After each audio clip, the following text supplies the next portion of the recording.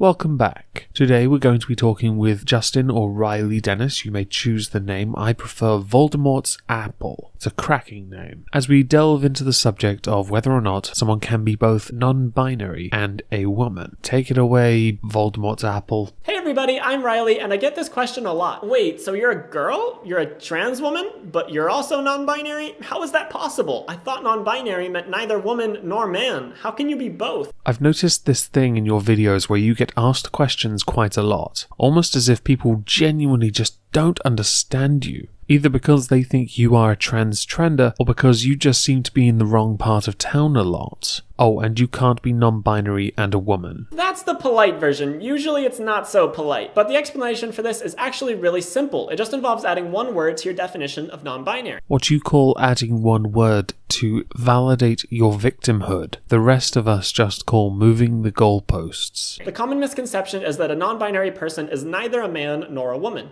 but actually a non-binary person is someone who is neither strictly a man nor a woman. This is where we start to get into the territory of people who flip-flop on their gender pronouns a lot. The whole non-binary thing and using strictly as a way to be able to just move the goalposts, as I earlier mentioned, enough so that you can validate your non-binary existence, while still being able to say you are something else at the same time. This also helps so that when you get caught out in your own little web of bullshit and trending nonsense, you can just say, well, I'm not strictly that. It's not that non-binary people can't be men or women, it's just that they're not just men or just women. They're not binary men or binary women. And this is where it gets even murkier. Man, woman are binary. Therefore, taking them and appropriating them in your own little Tumblr non-binary nonsense confuses the definitions even more. You devalue words that already have meaning, and valid meaning at that, to suit your own little crap. But our genders do come in a pretty wide range, because non-binary is just an umbrella term for a whole range of gender identities. It can include people who are agender, gender fluid, gender flux, gender queer, androgen, nutoi, demigirl, demiboy, and so on. Well, this is fantastic. Instead of identifying as an Amazon gift card, I'm going to start telling everyone I identify as so on. See what I did there? I took you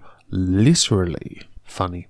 I'm just going to be upfront before we continue. I have no idea what nutoi or androgen is, but I assume if it's within this little spectrum you've created for yourself, it's going to be another bullshit term for a mood swing. And because gender is such a personal thing, everyone experiences it differently. So someone might feel that they're more of a man on one day, but then more agender on another day. And they could be both a man and non-binary. Because gender is a spectrum. Gender is not a spectrum. Gender is strictly man or woman. Now, some people may in the comments tell me trans is a gender. No, it is not. Trans means transitional, which means transitioning from man to woman or woman to man. That is not a third gender. And this idea of being man one day or agender the next does sound like a mood swing. I'm not feeling it, so I'm gonna try and make something up until I feel a little bit more perky. Usually when I wake up feeling a bit odd, a cup of tea fixes the problem up nicely. I recommend you drink some. And you don't have to identify on that spectrum, or even stay in the same place on that spectrum all the time. Well, as a male Cthulhu Kin, I can safely say I have never once been tempted to be something I'm not.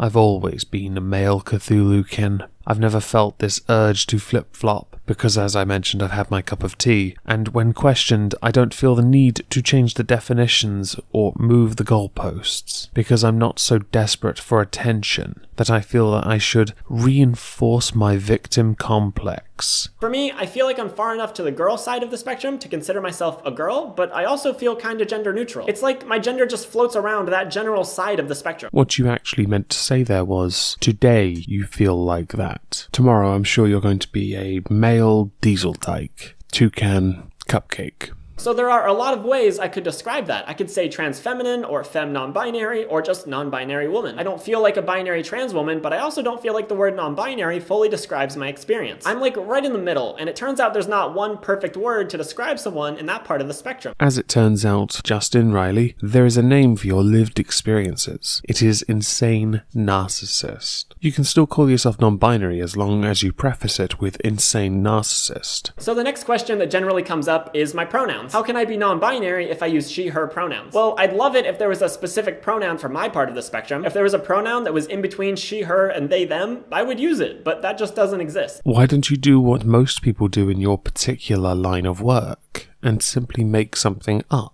It's fascinating how far you go just to be unique. Let's face it, the only way you're truly going to be the best victim is if you are unnameable. I do like they, them pronouns. I have no problem with people referring to me that way. I just generally tell people that my pronouns are she, her for the sake of simplicity. It involves less explaining, less arguing, less trying to convince them that those are legitimate pronouns. And also, I just like the feminine feeling of being called she or her. And you don't think this diminishes your claims to being a non-binary trans woman? Personally, I think you settle because you get called out for your bullshit in person, and you just go for the obvious and easy answer rather than telling them you don't have a pronoun. But that doesn't mean that I'm any less non-binary. She, her pronouns aren't only for binary women. You're going to have to go to some extraordinary lengths to prove to me that she, her pronouns apply to those that identify as non-binary, because that listen and believe crap doesn't work on the internet. And in a society where there's a ton of pressure to use he or she pronouns, I don't think you can fault non-binary people for just wanting to use what's easier sometimes. I think we can, because it shows a complete lack of conviction to who you are. On the flip side of all of this,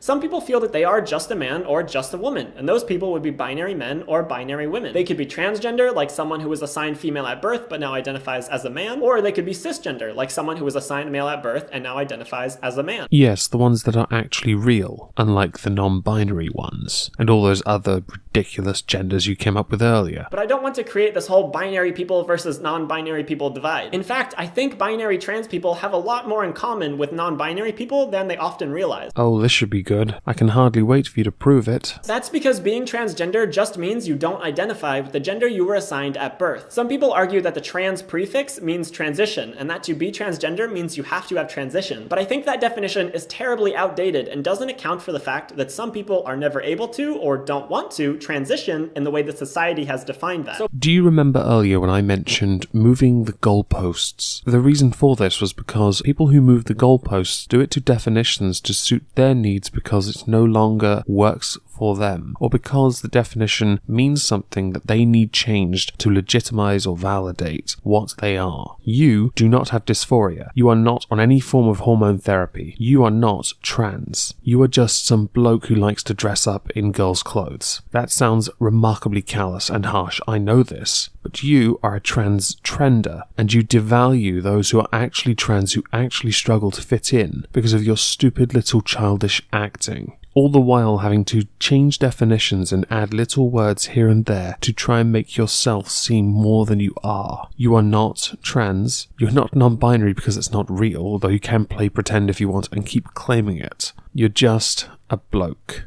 Oh, and as a side, if you are trans, you have gone to a doctor, been diagnosed with dysphoria and been given hormones. This does, however, remind me of Milo Stewart's little just getting things over the counter. I have no idea how she did that. Also, when you mention those that can't and those that don't want to, they are not the same thing and you shouldn't lump them in together. By that first definition, non-binary people are also trans. Not all non-binary people identify as trans, and that's fine, but the experiences of binary trans people and non-binary people all have the common thread of not being cisgender. When you see someone who is genuinely trans, do you look at them and think, I need to be more victimized than you?